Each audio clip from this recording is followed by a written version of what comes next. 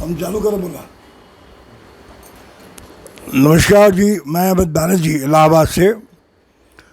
आज हिंदुस्तान की फिल्मी जगत में, सिर्फ हिंदुस्तान क्यों, पूरे दुनिया के फिल्मी जगत से एक महान शख्सियत ने अलविदा कर दिया। और अगर हम कहें कि मुग़ल आज़म का अलविदा तो गलत नहीं होगा। दिलीप कुमार एक शख्सियत, यूसुफ खान के नाम से परिचित होने वाले, जिसको दिलीप कुमार के नाम से लोग जानते हैं, एक ऐसा किरदार जिसको हमेशा फिल्मी दुनिया ने, बॉलीवुड ने अपना एक बेंचमार्क माना है, जिसको लोगों ने एक्टिंग में सोचा है कि अगर मुझे एक्टिंग करना है, कोई भी लड़का दिलीप कुमार बनने की चाह हमेशा शुरू से रखता है। और अगर आप देखें, दिलीप कुमार ने अपनी ज़िंदगी में, उनकी पैदाइशी देखिए 11 दिसंबर 1922 की पैदाइशी, 2021 में 98 साल की से ज़्यादा की उम्र में अलविदा किया। दुनिया ने उनको सलाम किया। हर एक किरदार में जिस रूप में वो रहे हैं, उसने वो बखूबी किया उस चीज़ को। इतने अच्छे शख्सियत, बोलने का तरीका, अंग्रेज़ी उनकी देखिए जहाँ पे वो बोलते थे, ऐसे अच्छे इंसान बहुत कम अब मिलेंगे।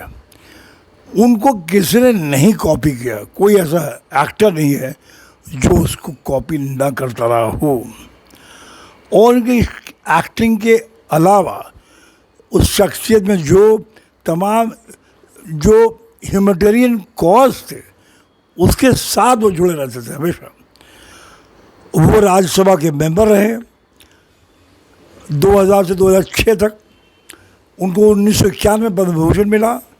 उसके बाद में निशाने इम्तियाज़ की पदवी दी पाकिस्तान ने 1998 में, और पद्म विभूषण मिला 2015 में। लेकिन फिल्मी कैरियर जो शुरुआत हुई उनकी, वो फिल्मी शुरुआत हुई थी 1944 से ज्वार भाटा से। उसके बाद लगातार फिल्म करते रहे, कभी कोई ट्रेजेडी किंग बोलता, कभी कुछ बोलता। लेकिन दिलीप कुमार का अपना स्टाइल नहीं बदला, बोलने का तरीका वही रहा दिलीप कुमार की। शायद बहुत लोग कम जानते हैं, जब फिल्म मुग़ल आज़म बनी, और मुग़ल आज़म कब बनी थी, उस ज़माने में मुग़ल आज़म जब बनी 1960 में, तो लोगों, आज 1960 के बाद में कितने साल हो गए आप खुद जोड़ सकते हैं। लेकिन के आसिफ, पृथ्वीराज कपूर, मधुबाला का मुग़ल आज़म आज भी लोगों के ज़ुबान पर है। ऐसा किरदार मिलना, उनके डायलॉग हमारे तो रटे हुए हैं, लोगों के भी रटे हुए हैं। एक तंगदिल बादशाह कर भी कह सकता है, तमाम डायलॉग है। और इसके अलावा जो शक्ति फिल्म है 1982 मिली बनी, मशाल फिल्म है 1984 की है, सौदागर, राजकुमार, दिलीप कुमार 1991 में बाद में दोबारा सौदागर में आए थे। किला फिल्म 1999 तक उनका फिल्मी कैरियर रहा है। और आप देखिए, रामश्याम ने पहली जो बड़ी फिल्म जिसमें डुप्लीकेट थे रोल में, रामश्याम एक रोल जहाँ प्राण का रोल है, क्या गजब के किरदार है वो, क्या गजब के डायलॉग है। और उसके अलावा जब 1961 में मुग़ल आज़म के बाद वो गंगा जमुना बनी, और गंगा जमुना के गाने। और आपको एक शख्सियत को और मैं याद दिलाना चाहूँगा कि गंगा जमुना में दिलीप कुमार का भाई का रोल किया था नासिर खान ने, और नासिर खान उनके सगे भाई थे। और नासिर खान ने वो जो रोल किया था, उसके बाद पाकिस्तान चले गए। लेकिन नासिर खान के लड़के अयूब खान हैं जो पॉपुलर एक्टर है। और दिलीप कुमार का साथ कभी सारा बानू ने नहीं छोड़ा। जब से शादी हुई उनकी 1966 में उनकी शादी हुई, तब से लगातार सारा बानू उनके साथ में लगी रही। इसलिए आज इस मौके पर जो दिलीप कुमार की अदायगी हम लोग देखते आ रहे बचपन से, वो हम लोगों को विदा करके चले गए।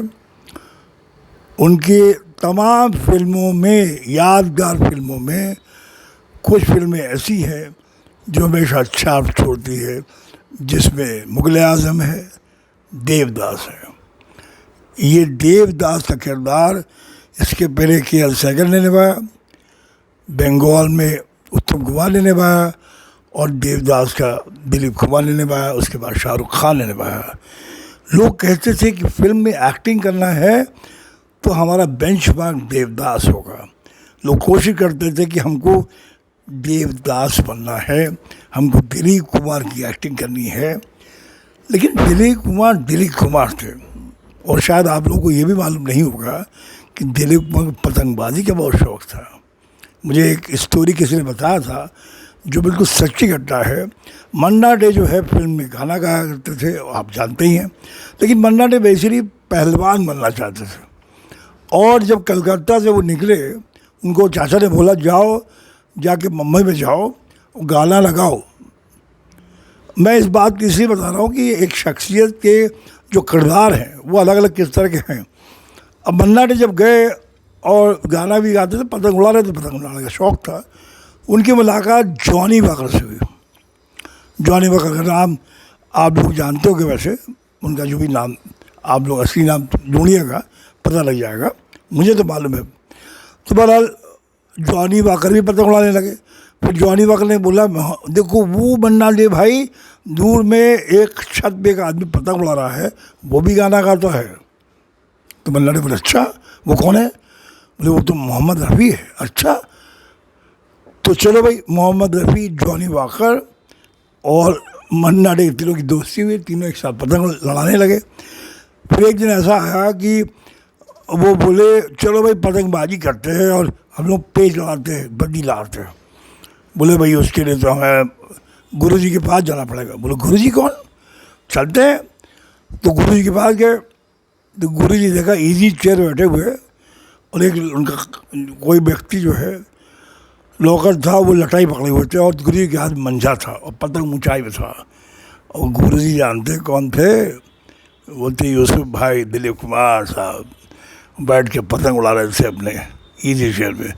तुम चारों में खूब दोस्ती हुई, खूब पतंगबाजी किया करते थे। तो ये सब दिलीप कुमार की शख्सियत है जिन लोगों को नहीं मालूम है।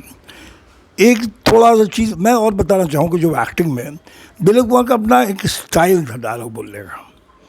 वो कब मूवमेंट करेंगे फ्लोर पे, कैमरे के सामने कब घूमेंगे, कब उनकी आंखें इधर होंगी, ये को एक्टर को नहीं मालूम चलता था। ये शायद कहीं इंटरव्यू में कहा गया है, जब अमिताभ बच्चन ने शक्ति फिल्म की थी, तो शक्ति फिल्म में वो अमिताभ के साथ जब को एक्टिंग कर रहे थे तो बड़ी मुश्किल हो रही थी अमिताभ बच्चन को। वो जब भी रीटेक होता था तो अमिताभ बच्चन डायलॉग बोलते, आज तुम्हारी माँ जो बीमार है, तुम्हारी माँ बीमार है विजय। और ये डायलॉग फिर बोले तो रीटेक हो, और फिर उसके बाद में रीटेक होने के बाद में वो कैसे बोलेंगे वो कोरिलेट कर ही नहीं पा रहे। अल्टीमेटली बड़ी मुश्किल से शायद जब सुना है वो अलग अलग शॉट ले करके उनको एडिट की गई थी, उसके बाद में उसको जोड़ा गया था।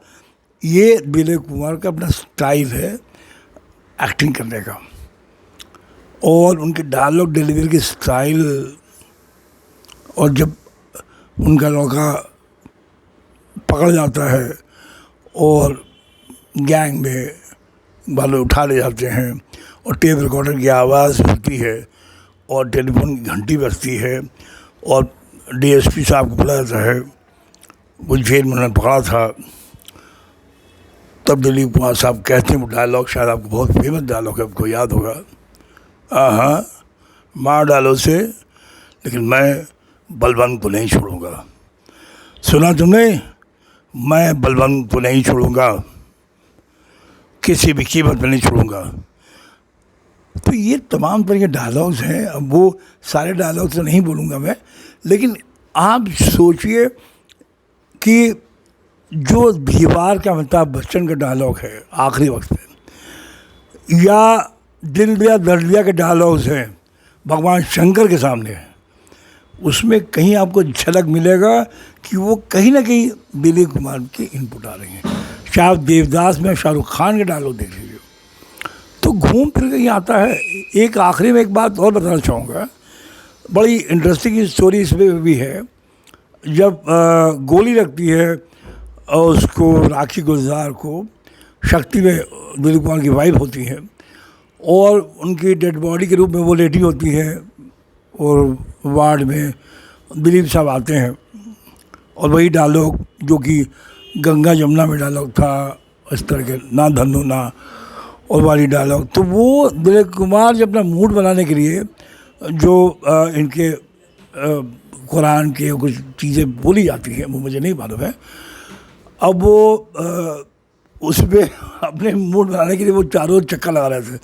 तो राखी अपने मन में बाद में इंटरव्यू में बताई थी कि हमको तो ऐसा लगा कि मैं डेड बॉडी हो ही गई हूँ, और वो घूम रहे हैं अपना मूड बना रहे हैं। उसके बाद डायलॉग बना छोड़ के कि ये हो गया तमाम चीज़। तो बहुत इंटरेस्टिंग है दिलीप कुमार की शख्सियत, दिलीप कुमार का तमाम बोलने का स्टाइल और दिलीप कुमार का जो सबसे बड़ा योगदान बॉम्बे में जॉगर्स पार्क में दिलीप कुमार को कंट्रीब्यूशन है, सोसाइटी में ह्यूमैनिटेरियन में जो फिल्म के कलाकारों के लिए फंड इकट्ठा करना, उनकी मदद करना, बहुत कुछ किया है। तो आज उसको ट्रिब्यूट के साथ में मैं आप सबों से अपील करता हूँ कि इन ऐसे शख्सियत के लिए हिंदुस्तान में उनको सबसे जो highest civilian award Dada Saheb Phalke का है या जो भी है, क्या दिलीप कुमार साहब भारत रत्न के हकदार नहीं? पाकिस्तान के हकदार हो सकते हैं अवार्ड के, लेकिन वो हिंदुस्तान में की धरती पे ही उनका आखिरी दम निकला और हिंदुस्तान की धरती पे ही, और 1944 से लेकर के 2021 तक हिंदुस्तान की धरती पे रहे। सुपुर्द खाक आज शाम को 5 बजे होंगे। तो मेरी आप लोगों से इल्तिजा है, अपील है, गुजारिश है कि उनको भारत रत्न अवार्ड के लिए अपनी ओर से ज़रूर बताएं, अप्रोच करें, लिखें। इन्हीं शब्दों के साथ में मैं अमित बनर्जी एक शख्सियत को अपने दिल से प्रणाम करता हूँ, आदाब करता हूँ। बहुत बहुत शुक्रिया, धन्यवाद।